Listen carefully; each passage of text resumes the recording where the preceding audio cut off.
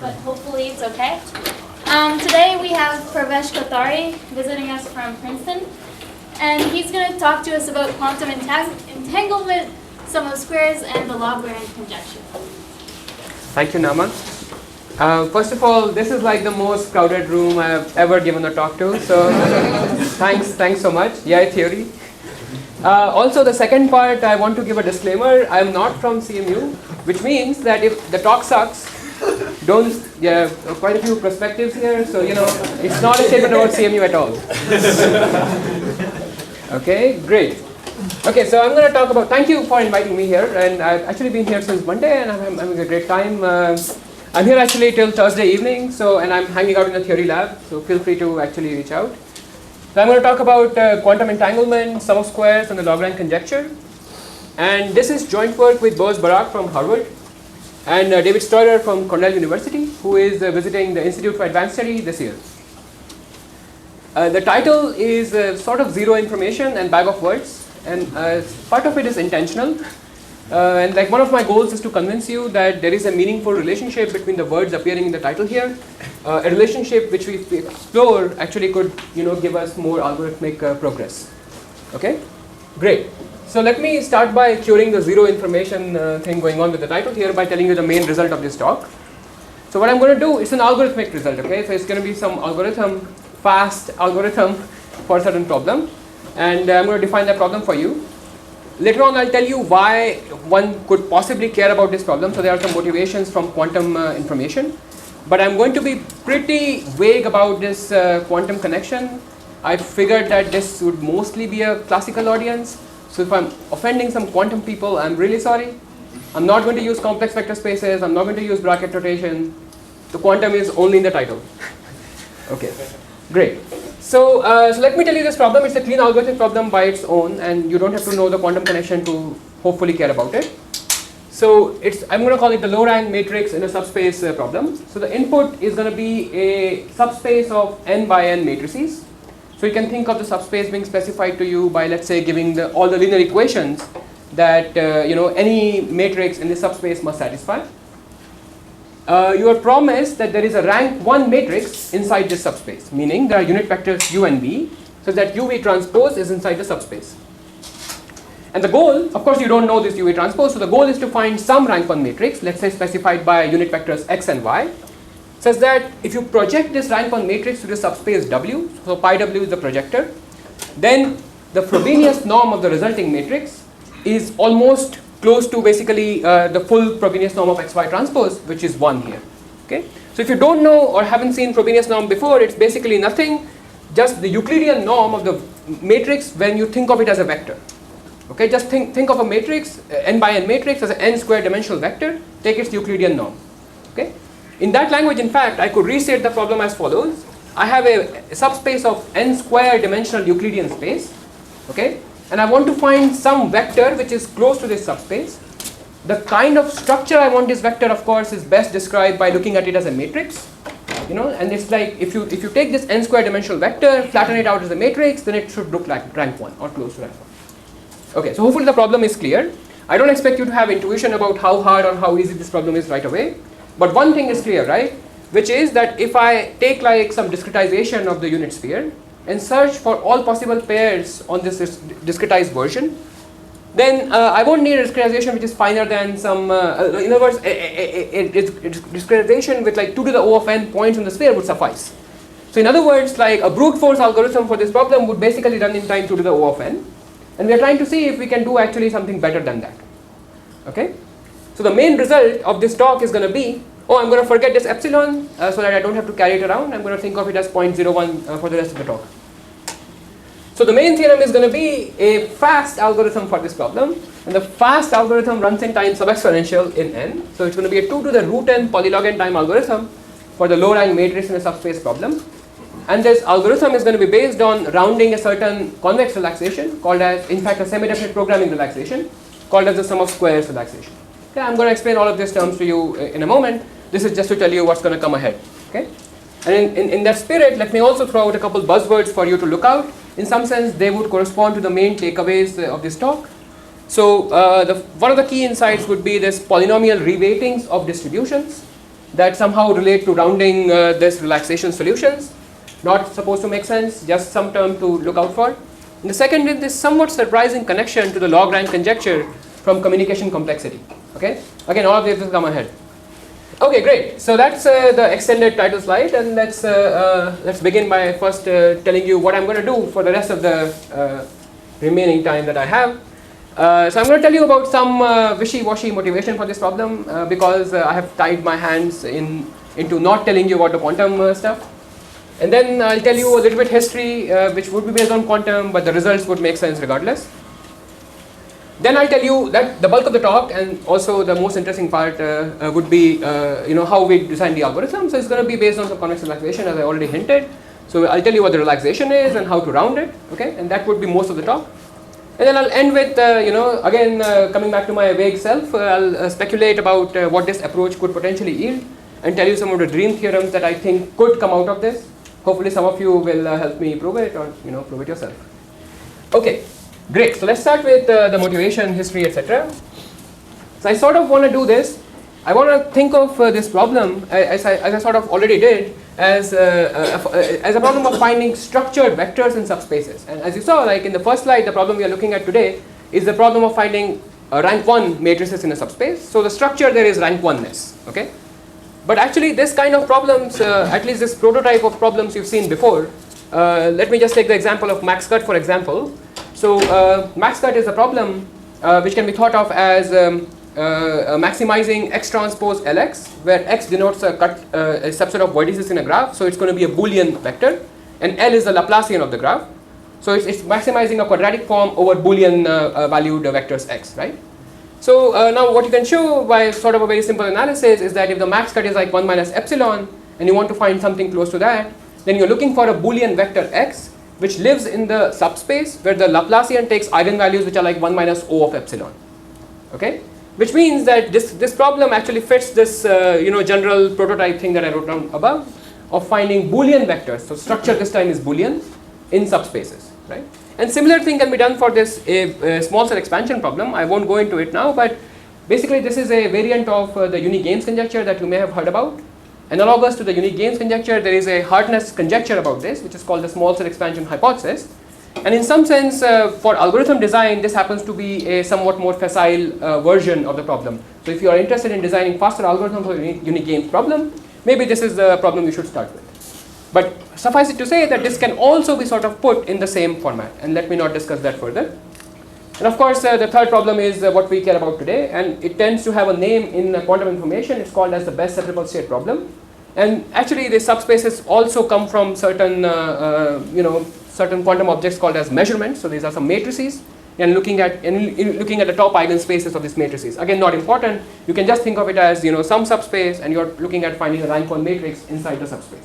Okay, it happens to be somewhat basic question in quantum information, and I have some slides prepared for telling you about this, but I'm not sure if I'll be able to come to it. So if there are questions at the end, I'll show you the slides and tell you what this problem is.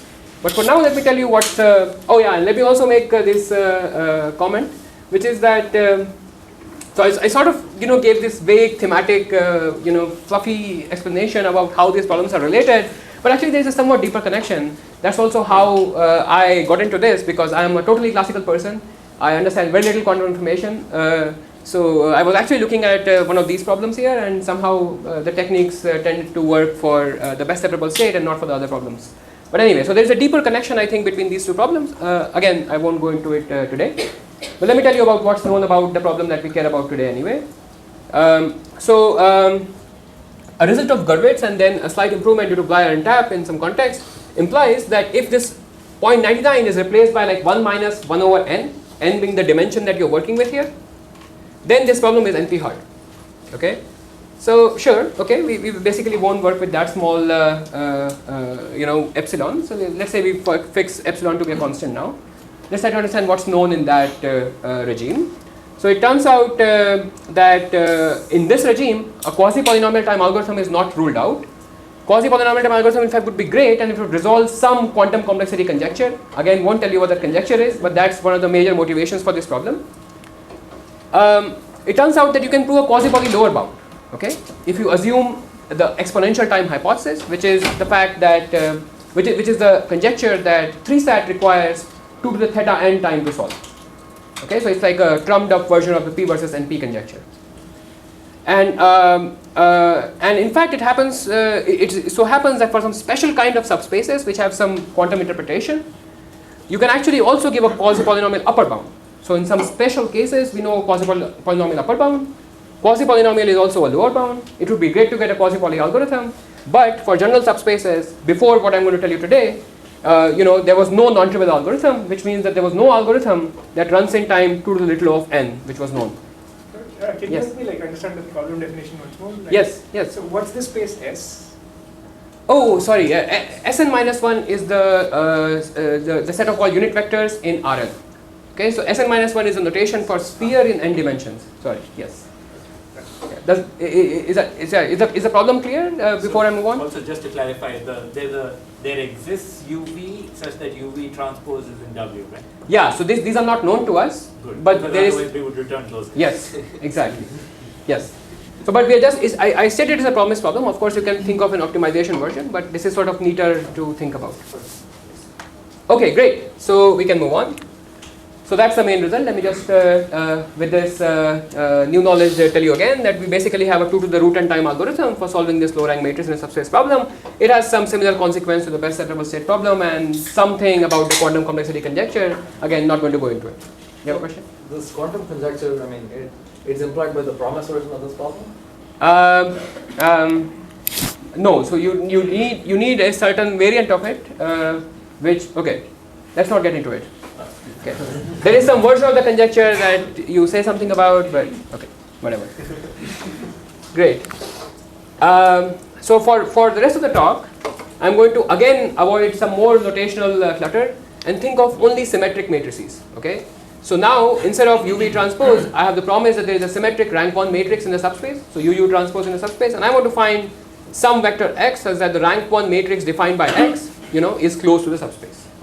Okay, this is what I'll now think about from now onwards. Are they equivalent? Yes. Okay, I mean, yes, and it's not even hard to see, but again, let's not go into that. Okay, let's come to the most interesting part about how to design this algorithm. So as I told you, I'm going to give you a relaxation and rounding for that. And we have like a long history of doing such tricks. Okay. So one nice formulation for this rank 1 vector, rank 1 matrix in a subspace problem is this polynomial feasibility version. So let me just convince you that this program, if you could solve it, then you could also solve, is basically equivalent to the problem that I wrote on the previous slide. Okay, so remember what did we want to do? We want to find a unit vector x such that if I project the rank 1 matrix XX transpose to the subspace W, right, then I basically get almost all of it back. Right. So this basically constraint says that I'm going to be a unit vector, some xi square equals 1, I'm on the sphere. And this says that the projection to the orthogonal complement of the subspace W of XX transpose is 0. Okay, in other words, I guess I could always say it as pi W XX transpose equals XX transpose. Okay. We know that this polynomial feasibility program is feasible by our promise, right? We know there is a rank 1 matrix in the subspace, so it will satisfy these two equations. Of course, the issue is that quadratic feasibility programs are not, going to be easy in general. They are NP hard, in fact. You can solve max cut in polytime if you could solve such problems. So we don't expect this to have an efficient algorithm. So we are going to do our usual trick of relaxation and rounding, right? And if any of you have taken classes with Anupam, Brian, or Venkat, they would tell you that we have a generic methodology to do it. We somehow choose a convex relaxation. Okay. So let's say these red points are my solutions to this program. Somehow I would want to choose a relaxation. In some sense, the tightest possible relaxation I could come up with is the convex hull of these solutions. But usually, since I don't know the solutions, I won't also know what this convex hull looks like. So I would usually want to, in general, I would come up with some convex set that covers this polytope that I care about. Right? And then instead of trying to find a point inside this or finding one of these points that I actually care about, I will find a point inside this convex set, which in generic conditions, it is actually an efficiently solvable problem. So if I know sort of this convex set in some good enough way, then I can solve this problem of finding a point inside this convex set. So I'll find this point, And then of course that won't be a good solution for me, because that could lie outside and have in some sense no relationship to the polytope I care about. So I have to also round, which means that I have to take this point here and somehow go to a point which is near to some solution, right? And in general, projecting it onto the polytope may not be a good idea, because convex combinations of solutions to this program are not solutions. It's not a linear program, right? So I sort of want to go near some vertex of this polytope I care about, and that would be rounding. Okay. Somehow, algorithms papers will tell you that this is how algorithms are designed. You choose a relaxation magically somehow, then you choose a rounding algorithm for it, and then analyze it, and you're done. Right? But let me tell you a secret: that's not how it's done. Okay. And here's the big paradox. We usually don't know what comes first, okay? We don't know what comes first, relaxation or rounding. And in general, the reason is the following, right? Like you start with some generic generic convex relaxation, right? It's some intuitive relaxation of the actual constraints you're looking at. Then you try to run rounding, and you suddenly discover that, oh, it would be cool if I could prove this step, and for this step I would need a certain constraint to be present in my program, certain constraint which is valid for all solutions but wasn't there in my relaxation. So I go back and add that constraint, okay? And then I say, now my this particular step goes through, I go ahead and somehow I discover another constraint that's missing. I go and I hope would be that somehow I don't add too many constraints so that the program I'm looking at still remains small, and then my rounding actually works. The point I'm making is that your rounding algorithms actually inform your relaxations, okay? In some sense, of course, it's a back and forth, but it's not like you come up with a relaxation in vacuum and then just work on rounding it, okay? So let me then give you the flipped picture of algorithm design. I'm going to do the things in reverse today, and it's just like the same thing but put in a reverse order now. Instead of trying to choose a convex relaxation beforehand, I'll work with the tightest possible convex relaxation, okay? I'll work with this relaxation, the convex hull of all solutions. Okay? In some sense, this is the set. This convex set has to be contained in any relaxation I can consider, right? Because this is the convex hull of the actual solutions. Right? Of course, remember that I have no handle on this, so I'm mostly talking in air right now, right? It's not like I have an algorithmic way to think about this at all, but let's just think of the tightest possible convex relaxation I can imagine, okay? Then what I'll do is, I'll somehow imagine that I have some ability to solve the problem of finding a point in this convex set. So let's say I find some point here, okay? Then I'll come up with a rounding algorithm. I'll somehow come up with a procedure that takes a point here and maps it to a point which is close to some solution. Okay? And so far nothing algorithmic has happened. It's just like I've invented a rounding for a program that I cannot solve. Okay? But I'll begin with that. And then I'll basically dive in and check, oh, did I really use that my point was inside this polytope? Let's check the constraints I really needed for my rounding to work. Okay? So I go back and say, oh, I needed this 1, 2, 3, 4 constraints. I don't care about the others. So I just go back and use the convex relaxation that has those constraints. I forget about the actual polytope I began with. Okay? So that's going to be how I'm going to think about algorithm design here. I'm going to first come up with a rounding scheme, and then fix my relaxation for the rounding scheme to work. Okay, great. So let's now implement these steps, which were sort of philosophical right now. So we want to choose the tightest possible convex relaxation, and we have a very nice way to think about these tightest possible convex relaxations, right? A point in this convex hull is a convex combination of vertices. Vertices are solutions. Convex combination can be thought of as a probability distribution, right? So without a generality, I could think of feasible points in this polytope that I care about as a distribution over the solutions that I care about, right? Okay? So I'm going to think of feasible points as just probability distributions over points that satisfy, the two polynomial constraints that I have, two kinds of polynomial constraints that I have. Okay? Then I'll somehow show how to round any feasible point, etc., and then dive in. And this would, here in some sense, the program that we really use will come in. I'll explain this later how it comes in. And then, we will basically do what we promised, which is to work with a convex relaxation that allows our rounding to work. Okay? So let's look at the first step a little bit more carefully. So we said that a arbitrary feasible point in this polytope can be thought of as a probability distribution over all x that satisfy 1 and 2, these two kind of constraints, right? Now I'm assuming that I have access to a point like this because my fictitious algorithm solved the problem for me and gave me such a point, okay? But let's consider for a moment, what would that fictitious algorithm give me? How do I describe a probability distribution mu? a priori, the number of things here, even if I discretize the sphere, could be exponential in n. So a distribution mu could be supported on exponentially many points, right? To even describe the solution, I have to describe 2 to the O of n numbers. Okay? Whatever fictitious algorithm I'm imagining, it can never be I can never hope for it to be efficient if I can't even write down the solution to it, in some small space. So let's fix that, okay? Let's make some ansatz or some rule which allows us to get over, this hurdle. So for this, let me just tell you about some trivial facts that you know about distributions, and then we will basically be able to, get some way to represent a solution in small space. Okay. So here are facts that you know about all probability distributions. Okay. If mu is a distribution and E is the associated expectation operator, then so expectation basically tells you how to compute averages with respect to this distribution mu, right? I'm going to think of what happens when I apply this expectation operator over any polynomial. Okay? So 2 things that I'm guaranteed are the following.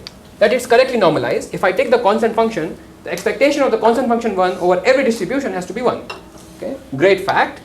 A second fact is that if I take any function q, which is non-negative over all of Rn, okay, q is a polynomial which is always non-negative, then its expectation should be non-negative, right?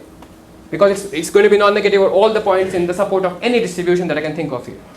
Great, so these 2 facts have to hold actually about every distribution in the world. But I somehow want to also, get some facts that hold for distributions mu, which are solutions, which are supported over solutions to these 2 equations. Okay? So here are the kind of facts that I know will hold true. Okay? So take a polynomial equation which is satisfied by every x, which could be a solution. Okay? In particular, every x that is a good solution for me satisfies the fact that it is a unit vector, meaning sum xi square minus 1 is 0. Now if I multiply this by any polynomial q, I get a new polynomial of a slightly larger degree, which has to be pointwise 0 over the support of any distribution which is a good solution for me, right? Which means the expectation of it should also be 0. Okay? And similarly, this is going to be true for the second kind of constraint that I have here. Okay, and here I am using the fact that my mu has to be supported over solutions of the polynomial equations. In the last 2 I wasn't using that. The next fact is that it's a linear operator. Expectations of sums of functions is sum of expectations, and therefore it is completely described by giving its action on any basis of the linear space of polynomials. We have a name. So if I choose the monomial basis, we have a name for expectations of monomials. In statistics or whatever, we call them moments. So this distribution is completely, in some sense, at least its action over all polynomials is completely described by giving its moments. Okay, these are all easy facts that you all know about. So now, of course, as we already observed, even if instead of giving the distribution mu, I describe to you the expectation operator, I still need exponentially many parameters because the number of monomials is still exponential. If I want to deal with all polynomials, at least exponentially, at least polynomials of degree n, let's say. So it still doesn't help me. So what I'm going to do is just forget about the information that I get about high degree polynomials. Okay, just to have like a small object to work with, I'm going to think of the expectation operator being defined only on low degree polynomials. Okay, now at least I can describe this object to you by giving a small number of numbers, right? In particular, if I restrict to degree d, then the number of degree d monomials is like n to the O of d, which means I can describe any expectation like this over low degree polynomials by giving you n to the O of d numbers, right? So at the very least, now I have some object which I can work with. Of course, it's a lossy representation now, but forget about that. I have some object which is easily representable, like n to the O of d space representable. And now you could hope that maybe since I have dropped some information, I could optimize over such objects also efficiently. It turns out that's false. Even though this object can be written down in n to the O of d space, I cannot optimize over it fast enough. It needs, in some sense, like infinitely many constraints. But in the spirit of not thinking about algorithms for a while, we ignore this and carry on. Okay? Great. Okay. Yes. Why do you? I mean, where is the infinitely many constraints coming from? Yeah. So it's a bit here. To encode such a constraint, and a priori I have no degree bound on the polynomials, and I don't have any representation for all polynomials to force them all non-negative. You could potentially discretize, and it's not infinite, but it's big enough to be called infinite for our purposes today. Okay. So now we come to the more interesting part of the proof. which is we somehow want to get a procedure that takes any point inside this polytope, okay? And this point, remember, solution now looks like basically degree d moments of some distribution, right? So we want to take degree d moments, right, and somehow compute an approximate solution for the program that I wrote down. In other words, I somehow want to take degree d moments of a distribution mu supported over the solutions to this program defined by 1 and 2, and get an x star, which is a unit vector, such that if I project the rank 1 matrix x star transpose, then I get most of it back. Okay? So here is the key idea number 1 that's going to help us do this. Okay? And that brings me to the one of the buzzwords I threw out in the first slide, the polynomial reweighting idea. So I'm going to show you a structure theorem, okay? And I'm going to spend like 3 minutes describing the theorem to you, and I'll make sure that it's clear before moving on. So the structure theorem says the following: for every distribution mu supported over the unit sphere, any distribution that we care about here is also going to be like this, right? So for every distribution mu supported over the unit sphere, meaning over unit vectors, there is a polynomial p of degree root n, okay, such that if I compute this matrix, which is expectation under mu of p of x times xx transpose, okay. Remember that p of x is a scalar; it's some fixed, is some number which is a function of x. Xx transpose is a matrix, right? So if I take this expectation, I'm going to get an n by n matrix out, right? The structure theorem says that if you take this n by n matrix for some polynomial p of degree root n, then there is some vector v0 such that the rank 1 matrix defined by v0 is actually a good approximation to this matrix in Frobenius law. Okay, and the sense in which it's a good approximation is the following: that if I take the difference of this matrix with the rank 1 matrix on the vector v0, then yes. What's v0? Sorry. Actually, you can take it to be the top eigenvector of this matrix, but it's not even important. So the theorem, so the statement theorem there is no v0. Like for every v0. Sorry, yeah. So yeah, it should be there exists a vector v0. Sorry, that's not on the slide. Does it have to be unit or no? Yeah, that's a good point. It will not be unit in general. Okay, and that's the reason why I'm actually having an explicit normalization here. So, Pravesh, what's the quantifiers? Where is v0 in this? So for every distribution mu, there is a polynomial p such that there exists a v0, such that the rank 1 matrix on v0 approximates this reweighted moment matrix in Frobenius norm. Zero, sorry. Yeah, I understand. Sorry, what? Why do you get the p polynomial p to be 0 polynomial? What goes wrong? Okay, that's a good question. Okay. I should also add the condition that expectation of p is 1. But then why don't I place the so I wanted p to be taking on a value 1, putting all its mass on one particular value. That's a great. You'll say that it doesn't have a low degree. Yes, right? precisely. Great. Yeah, sorry for the inaccurate statement here. So I wanted to, take the polynomial and make it 1 on one particular v0 and 0 everywhere else. But he's going to say that, well, in that case, the degree of this p will be very large. Yes. So it's 1 here and 0 everywhere else. Yes. Okay, so here is one way to sort of think of things, which might or may not be helpful. But you should think of like the distribution mu to actually be supported on potentially exponentially many points. So figuring out one point, like getting p to focus its mass exactly on one point, in general would require degree theta n. Okay, even in any reasonable sense of approximation. So trying to approximate this delta function will not be a good idea here. Okay. Nevertheless, the structure theorem argues that there is such a polynomial and it's actually of degree root n. So it's like non-trivially smaller than the delta function kind of polynomials you could come up with. Yes. Where is the x coming from? Is that the instantiated random variable? Yes, x. Yeah. So x is distributed according to mu. Great. Okay. Are there any other questions? Can I move on? Okay. Great.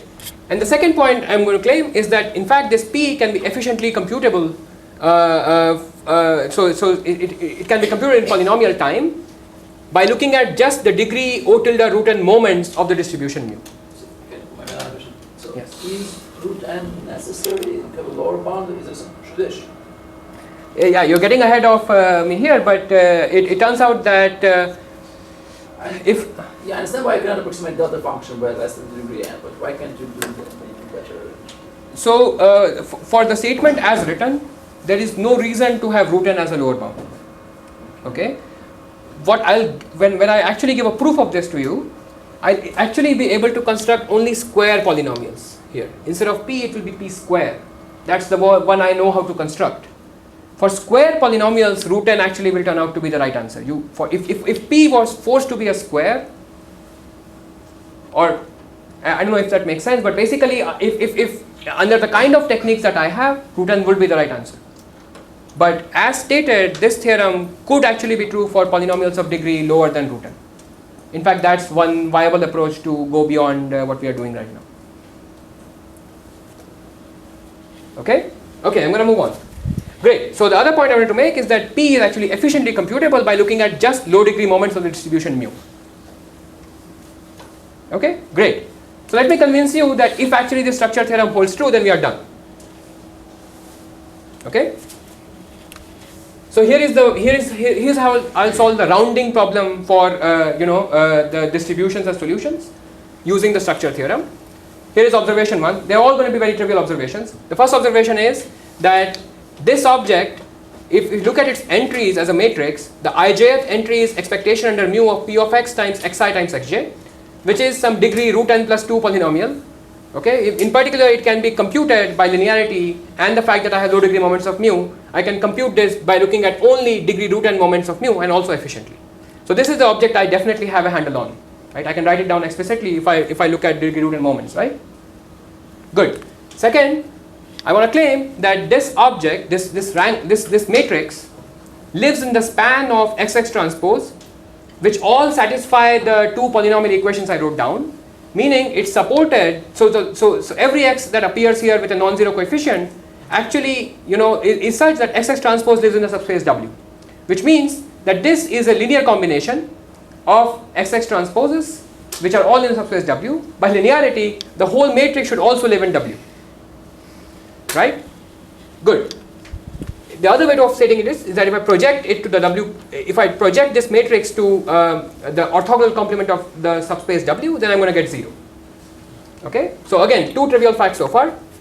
And then here is the third observation, which basically proves what I want. So the claim is going to be, so now I want to return some unit vector V0 which works, right? My unit vector is going to be just V0, this vector, scaled so that it has unit norm. Okay, that's, as you would suspect, that's going to be the output. And this observation tells you that it's going to work. The claim is that if I project V0 transpose the rank 1 matrix, where V0 is this vector given to me by the structure theorem, and compute its Frobenius norm, then I'm going to get most of it back, 0.99 times the total Frobenius norm of the matrix. Okay, and this is just equal to the Euclidean norm squared of the vector V0. If I scale it back, I get a unit vector which has a Frobenius norm 0.99 in the subspace W. Okay, so is the claim clear? I'm going to give you a proof of this, which is very simple again. Okay, so here is the proof. By triangle inequality, I can write that the projection, the norm of the projection of V0 transpose to W is at least the total Frobenius norm minus the projection onto the orthogonal complement. Okay, yes, all of us are good with triangle inequality. Now I use the fact that this thing is in W, which means the pi W per part is actually 0. So I can add this 0 matrix here and basically replace this expression by pi W per applied to basically the expression that I want from the structure theorem. Okay, and I can do this because the first term is actually 0, right? From point number 2. And now I'm done because this thing is guaranteed to be smaller than 0.001. So I subtract it out and I get 0.99, the Frobenius norm of V0 transpose. So is the proof clear? Like if structure theorem is true, we are done. Good? Great. So now we are just going to output V0 after rescaling, and that's going to be our algorithm if I could prove the structure theorem, at least for this fictitious version where I'm actually getting handles on degree d moments of a distribution. Okay? Okay? And you're going to just search for all polynomials for discretizing, right? No. No. I'm gonna construct it efficiently for you. Naively doing that would incur doubly exponential cost, right? Okay, good. So here's the key idea too on how to construct the polynomial. And to explain the key idea, I'm going to give you an example. Okay, I'm going to also give you some pointers to the actual proof, but let me do an example which I can do basically through and through. So now, if I have to prove this structure theorem for all distributions, it better work for my favorite distribution. Okay, this is the plus minus 1 hypercube scaled down to live on the sphere. Okay, so I basically divided by the norm, which is root n, and now I think of the distribution which is uniform over plus 1 over root n and minus 1 over root n to the power n. Okay, so how do I prove the structure theorem? Let's first check, are we getting lucky here? Can p equals 1 work? So if I compute this matrix, which is so this is like basically p equals 1, right? If I compute the moment matrix expectation xx transpose, then it's going to be 1 over n times identity. The reason is simple. The hypercube will not distinguish between any directions. So all eigenvalues have to be equal. This matrix is PSD, and the diagonals actually equal the expected norm of a vector. The norm of a vector in this distribution is always 1. So the trace has to be 1, meaning every eigenvalue has to be 1 over n. Okay, so this is the moment matrix, and now I somehow want to get a polynomial which, so that if I actually place p of x here, then somehow this I can somehow find a v0 that works for me here. Okay, so the key idea is that you don't hunt for a polynomial, you hunt for a conditioning. Okay, so what I'm going to show you is the following. I'm actually going to show you that I can describe a simple event that happens with 2 to the minus root n probability, such that if I condition the distribution mu on this event and look at the conditioned distribution mu prime, compute the moment matrix of this distribution, but now mu replaced by mu prime, then I get what I want, that it's an approximately rank 1 matrix. Okay, and if this is a mouthful, let me just give you the proof, because it's easier than actually saying it out. So I'm just condition mu on the following event. The first 10 root n coordinates all occur with plus signs. Okay, so I'm taking a subcube where the first 10 root n coordinates are all positive. Okay, so and let me just compute the moment matrix for you. Actually, first let me convince you that if I prove something for mu prime, I can also construct a polynomial that I want here. Okay, so here is a claim that the expectation of xx transpose with respect to this conditioned distribution mu prime actually equals the expectation under mu of xx transpose rescaled by p of x, okay, where p of x is just this polynomial. Let me tell you what this polynomial is. This polynomial is the unique polynomial which is up to scaling plus 1 if the first 10 root n coordinates are 1 over root n and 0 otherwise. Okay,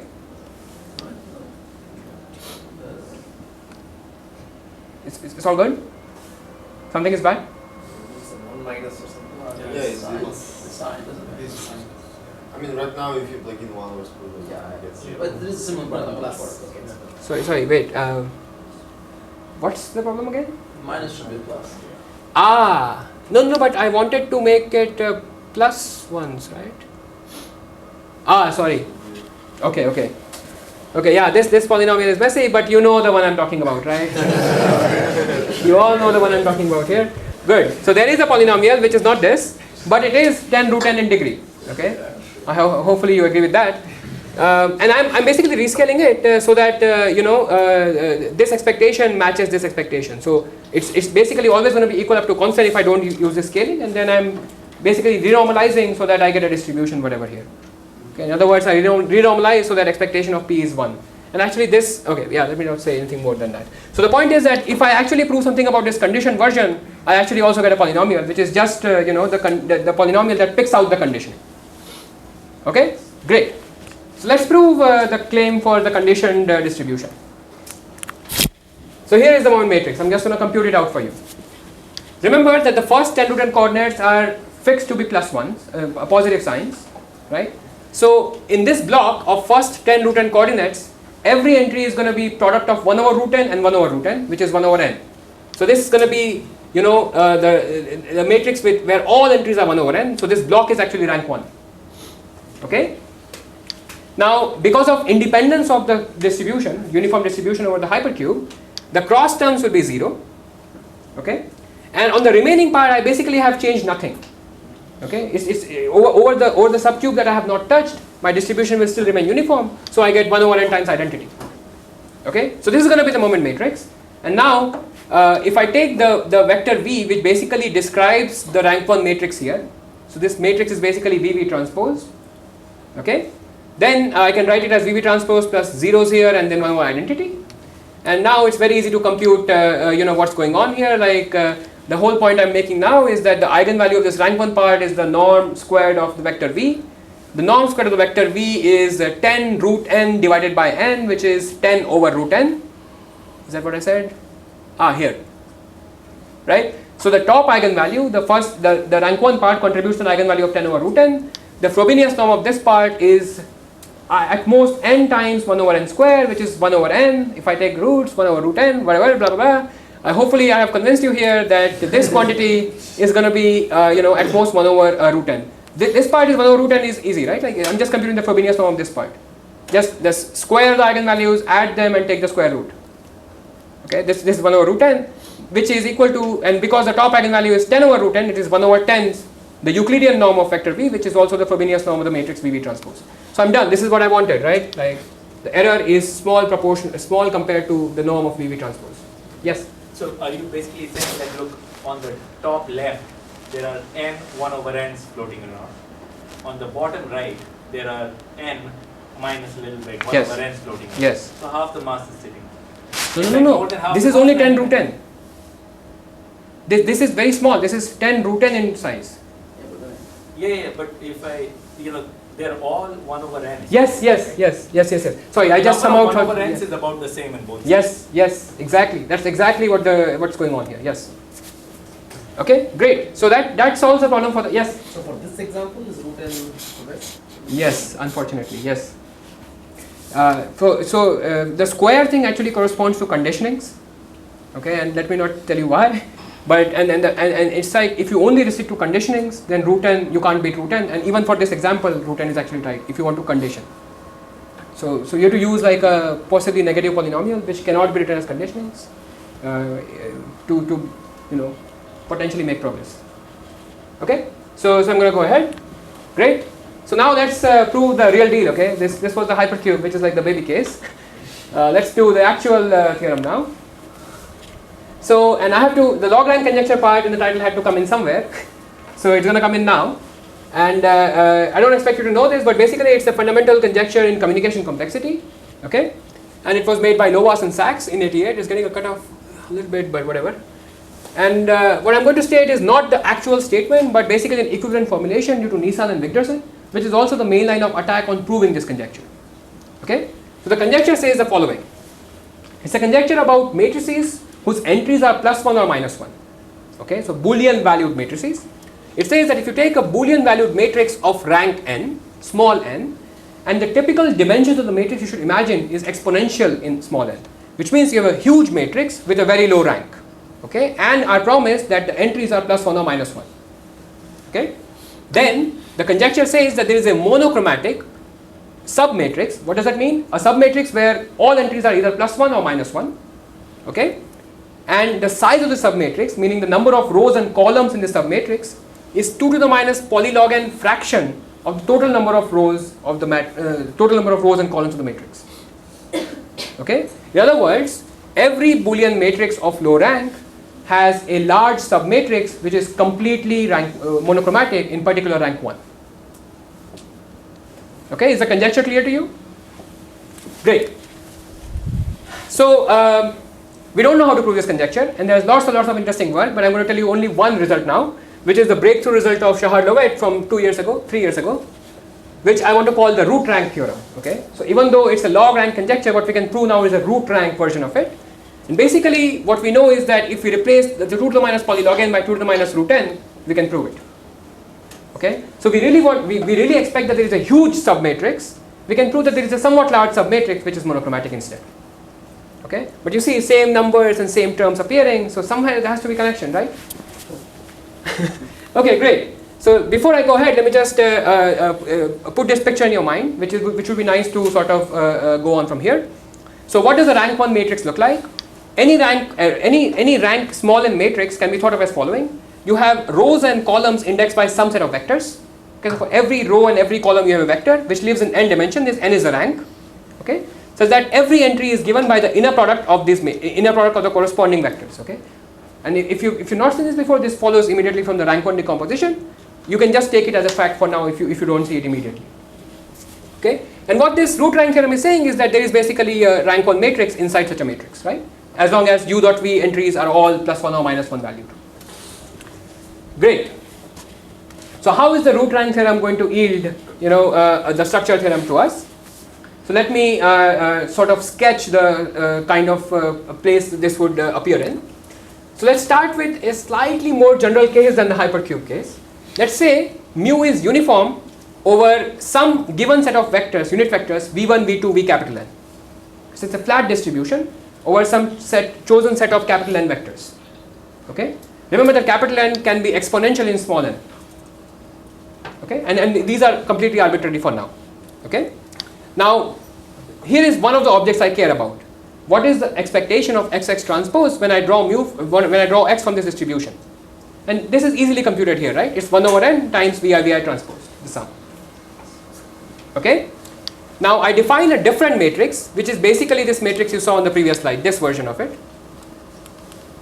where I basically index the rows by vector, so ith row by vector vi and ith column by vector vi, okay, and I write the ijth entry as the scaled inner product of the corresponding vectors.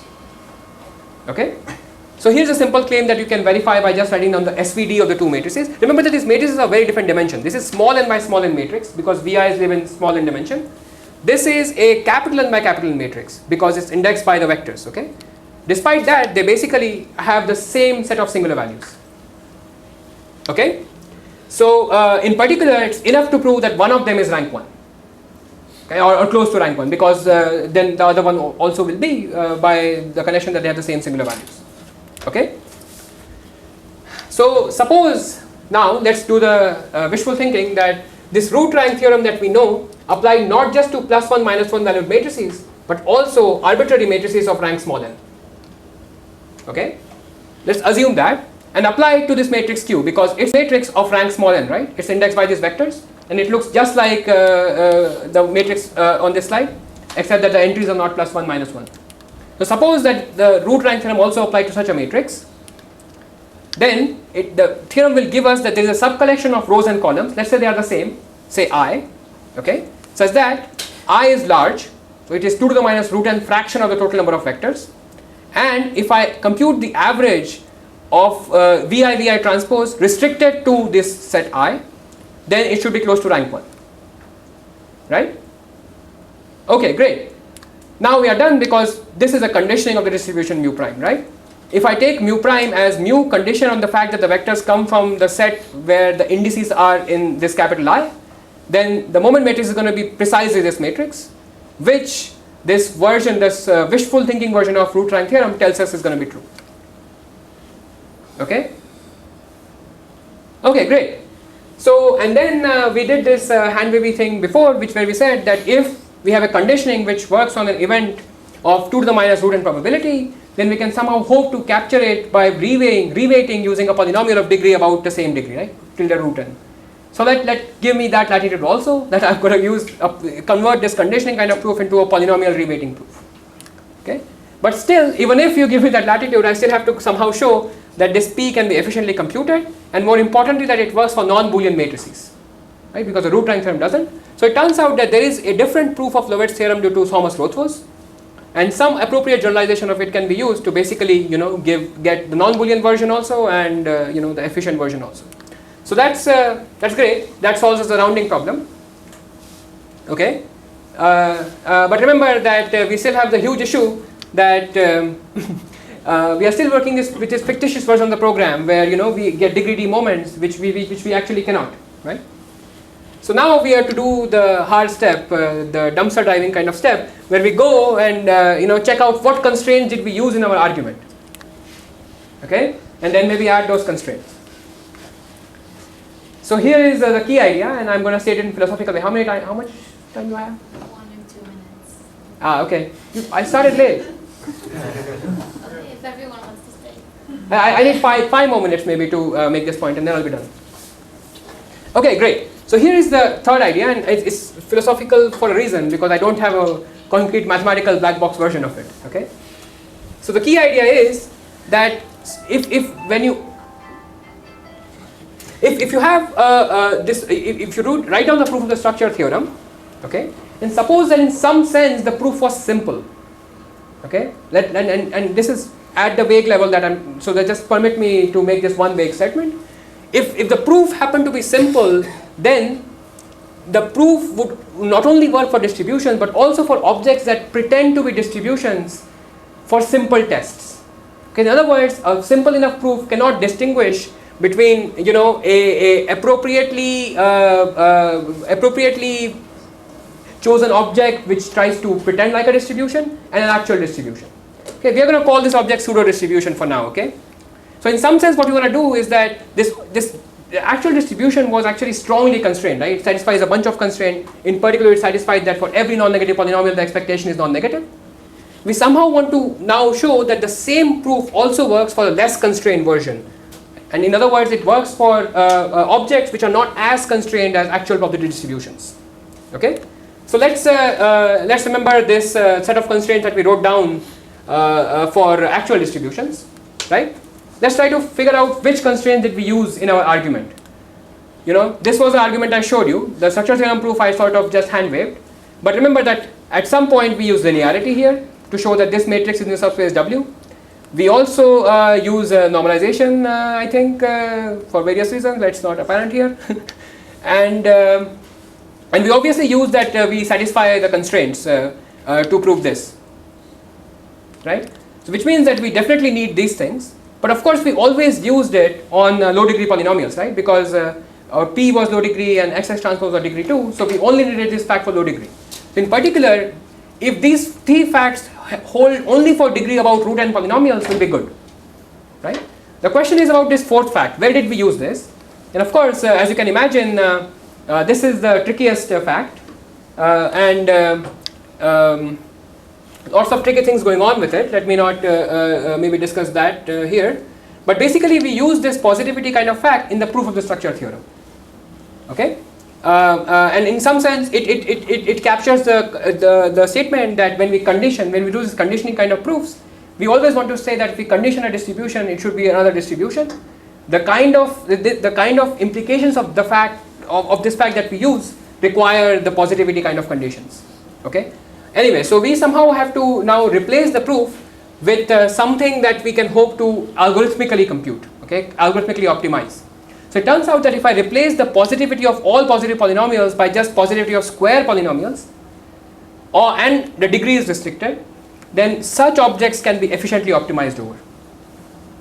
Okay, and these are called as degree D pseudo distributions. The algorithm that optimizes over them is called the degree D sum of squares algorithm. This is an SDP that is in n to the O of D variables and constraints and has an n to the O of D time algorithm to approximately solve it. So that's basically how sum of squares comes into picture here. I'm not going to show you the SDP, but basically now we have to take the proof of the structure theorem and somehow show that we never used some more powerful forms of positivity than just saying that some degree O tilde of root n square polynomials get positive expectations. Okay? So by now we sort of have a general set of tools in order to sort of prove such statements. I was going to show you some facts, but I'm going to skip over those. But basically that brings us to the fourth point. We have now completed our diving in and figuring out which constraints we needed. So we go and write the program, which is going to be the sum of squares program over pseudo distributions of degree about root n. We'll get some pseudo distribution now. We'll not get an actual distribution, but our rounding works. That's what we checked. And we're going to find this polynomial which we apply, which we get from the structure theorem, and just return the reweighed moment matrix. Okay. Great, so that's how we get the theorem, and let me just spend 1 minute, sorry about going over time, but I think this part might be important to the students. So these are my dream theorems, I really care about them. Okay, let me start with the third one, which is the shortest and probably the easiest to motivate. So maybe many of you know that there is a algorithm for MaxCut that uses semi-definite programming, and it gets some sort of famous by now constant as an approximation factor, which I'm going to call it alpha GW. If you've heard of 0.878 whatever, that's its constant. Okay, so I'm asking you, is there a 2 to the root n time algorithm or sub-exponential time algorithm to basically beat this approximation guarantee of the Gomez-Williamson algorithm? Okay, yeah, you can ask me later why I think this is related to it, but basically that I think is a great open question which we may be able to attack. And there are other conjectures, other dream theorems which basically talk about how to go beyond the kind of theorem I showed you today. Thank you so much for your attention, and thank you for allowing me to go a little bit about time.